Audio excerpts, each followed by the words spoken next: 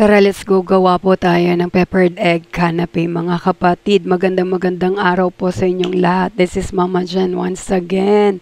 So, ano pong mga kailangan natin? Ayan po.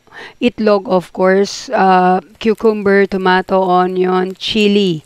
And yan na nga po, pinrito natin siya. Huwag niyo pong patitigasin ng yolk kasi isa po siya sa magiging sauce ng ating sandwich. Remember our homemade honey oatmeal bread. Ayan po. Akala ko na walang ating tinapay. So, ipe-plating na po natin siya. Ayan na po ang ating egg. Perfectly cooked. And then, cucumber.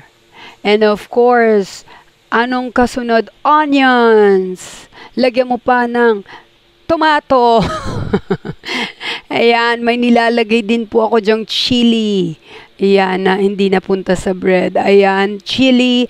And of course, ito nga po pala pag may natitira kayo sa fast food na kinakainan nyo, like sa amin po sa Wendy's, sobrang gusto ko po yung salad nila. Pero yung Thousand Island dressing, hindi ko na po nilalagay. Inuuwi ko. Ayan ang Thousand Island dressing. Ang sarap po ng combination ng Thousand Island dressing and also the egg yolk. And of course, pati kasama na rin yung a little bit of Parmesan cheese. Yung gulay, yung tinapay, lahat po yan ang sarap.